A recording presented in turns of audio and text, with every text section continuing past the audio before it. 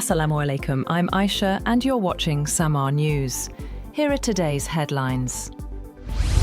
Talks between Pakistan and the Afghan Taliban in Istanbul have collapsed without agreement. Officials confirm the discussions hit a deadlock over how to monitor and prevent cross-border terrorism. The Pakistani delegation, led by ISI Chief Lieutenant General Asim Malik, presented what Islamabad calls evidence-based and logical demands to mediators. The Afghan side, headed by GDI Chief Abdul Haq Wasek, dismissed those demands as unrealistic. Mediators from Qatar and Turkey spent the day shuttling between both sides, but failed to bridge the divide. Russia has asked Washington to clarify its nuclear testing intentions after President Trump ordered the US military to restart the process. Moscow says any resumption of explosive testing would trigger responses from other states, including Russia. President Putin has already instructed his officials to prepare countermeasures amid growing global nuclear tensions. Meanwhile, Russian President Vladimir Putin has chaired a high-level meeting on the development of the Russian armed forces. Among those present were Dmitry Medvedev, Defense Minister Andrei Belousov, and FSB Chief Alexander Bortnikov. The Kremlin has released only silent footage of Putin entering the room, offering no further details about the discussion.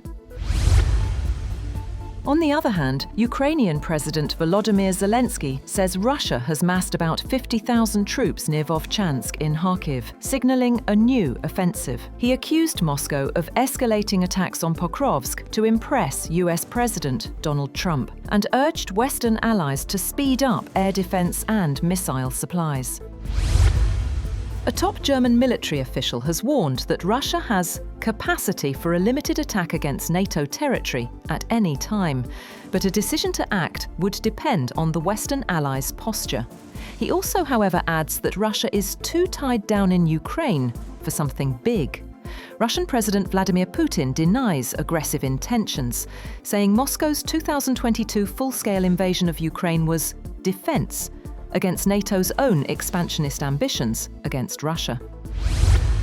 US President Donald Trump says that Kazakhstan will join the Abraham Accords to have normalized relations between Israel and Muslim-majority nations. The announcement comes after Trump said he had held a call with Israel's Prime Minister Benjamin Netanyahu and Kazakhstan's president.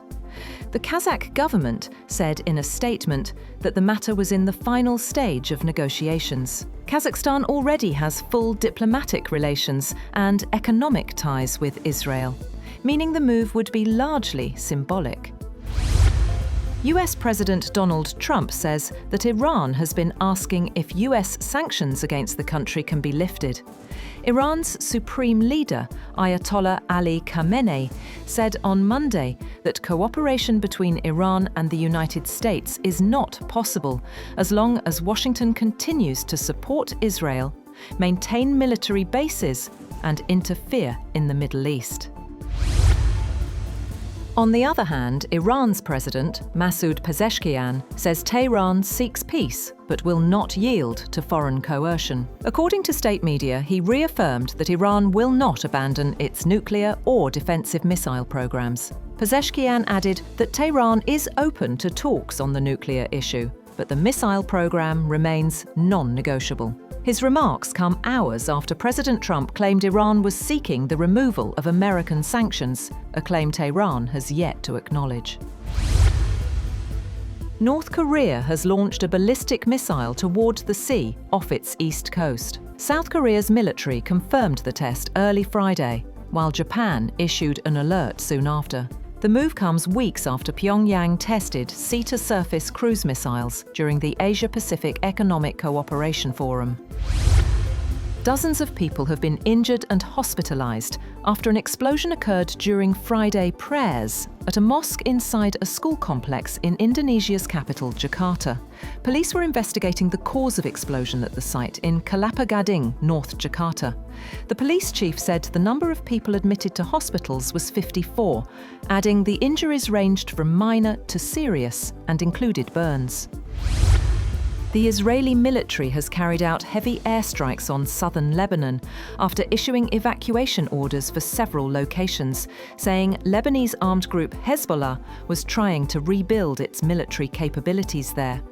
The orders and strikes came despite a ceasefire deal agreed a year ago that was meant to end more than a year of fighting between Israel and Iran-backed Hezbollah, and after months of Lebanese army efforts to clear Hezbollah sites in the south. The United Nations Security Council has removed sanctions on Syrian President Ahmed al-Sharaa, who is due to meet US President Donald Trump at the White House on Monday. The US drafted resolution also lifted sanctions on the Syrian Interior Minister.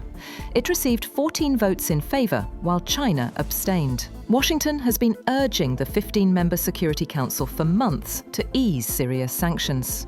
Trump announced a major US policy shift in May, when he said he would lift US sanctions on Syria.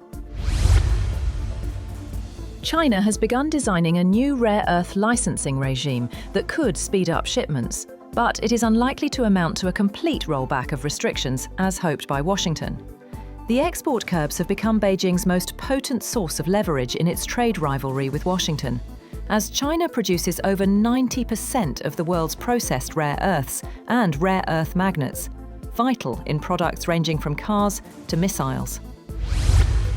At least 5 people have died in Vietnam after Typhoon Kalmagi pummeled coastal regions with destructive winds and heavy rain, following the storm's deadly passage through the Philippines, where it killed at least 188 people. The typhoon made landfall in central Vietnam late on Thursday, uprooting trees, damaging homes, and triggering power outages, before weakening as it moved inland. Authorities have warned of more heavy rainfall of up to 200 millimeters in central provinces, and said rising river levels from Hue to Dak Lak could trigger flooding and landslides. Tesla CEO Elon Musk has won shareholder approval for the largest corporate pay package in history, as investors endorsed his vision of morphing the EV maker into an AI and robotics juggernaut.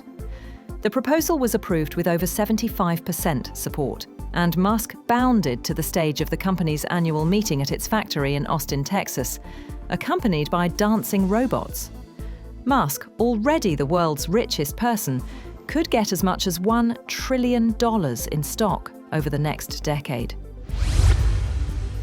And Denmark is moving to ban social media for children under 15 years of age over growing mental health concerns. Denmark's Minister for Digital Affairs, Caroline Stage Olsen, said that apps like TikTok, Instagram, and Snapchat are stealing children's time and well-being. However, parents will still be able to grant access for those aged 13 and above under strict supervision. That's all for now.